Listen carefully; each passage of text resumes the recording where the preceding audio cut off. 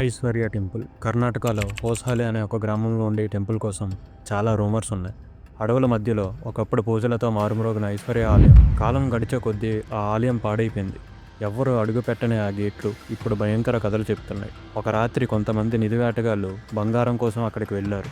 వాళ్ళకి నమ్మకం ఏంటంటే ఆ ఆలయపు గర్భగుడిలో విలువైన నిధి దాచబడి ఉందని. కానీ ఆ గేట్లను దాటిన తర్వాత కనిపించింది బంగారం కాదు, రహస్య చిహ్నాలు, నల్ల దారాలు, నిమ్మకాయలు, పసుపు. గాలిలో మంటపడ్డ కర్పూర వాసన, ఇంకా రక్తపు మరకలు కనిపించాయి.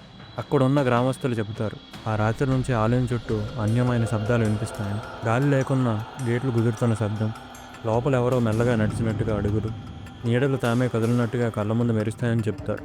పోలీసులు వచ్చి కేసు రిజిస్టర్ చేశారు. ఇది కేవలం అక్రమ తవ్వకం అని రాసేశారు. కానీ ఆ రక్తపు చారలు, ఆ చీకటి యాగం ఆనవాళ్ళ కోసం సమాధానం ఎవ్వరూ చెప్పలేదు. ఇప్పటికీ హోసాలి గ్రామంలో సాయంత్రం అయ్యాక ఎవ్వరూ ఆ ఆలయానికి దగ్గరకు వెళ్ళరు. ఎందుకంటే గేట్లు మూసుకుపోయే శబ్దం ఒక్కసారి విన్నవాళ్ళు మళ్ళీ తిరిగి రావడం లేదట. ఇది ఐశ్వర్య టెంపుల్ యొక్క సీక్రెట్. ఇటువంటి మరిన్ని నిజమైన కథల కోసం వెంటనే సబ్స్క్రైబ్ చేయండి.